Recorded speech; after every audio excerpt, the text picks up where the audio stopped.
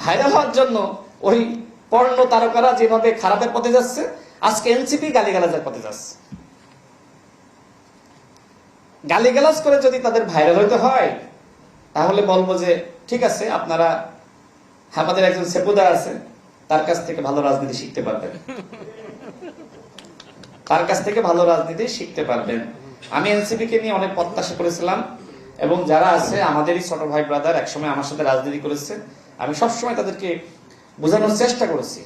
নাসিরউদ্দিন পাটোয়ারি আর হাসনাত আব্দুল্লাহ রা, আর একজন সার্জিস আলম, মানে ছাত্রলীগের আলম, সে তো গণঅভ্যুত্থানের সময় সার্জিস এবং হাসনাত ছাত্রলীগের আওয়ামী লীগের এজেন্ট হিসেবে কাজ করছিল। এবং এটা আসিফকে জিজ্ঞেস করেন, নাহিদকে জিজ্ঞেস করেন, আমি দায়িত্ব নিয়ে বলছি। যে সময় ডিবি হেফাজতে নাহিদ এবং আসিফ মার খাচ্ছিল, সেই সময় হাসনাত এবং সার্জিস জুস খাচ্ছিল। আমি যে এত কিছু জানি, এইটাই আমার অপরাধ।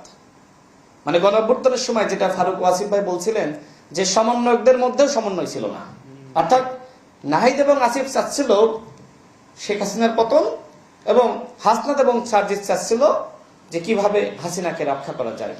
সেই হাসনাত এবং সার্জিস আজকে বড় বড় কথা বলে জুলাইয়ের পক্ষের শক্তি হিসেবে দাবি করে, এটা তো লজ্জাজনক। হ্যাঁ, আসিফ, নাহিদ, বাকের মজুমদার বা নুসরাত তাবাসসুম, তাদের অনেক ভূমিকা আছে, স্যাক্রিফাইস আছে, তাদেরকে আমরা স্নেহ করি, শ্রদ্ধা করি।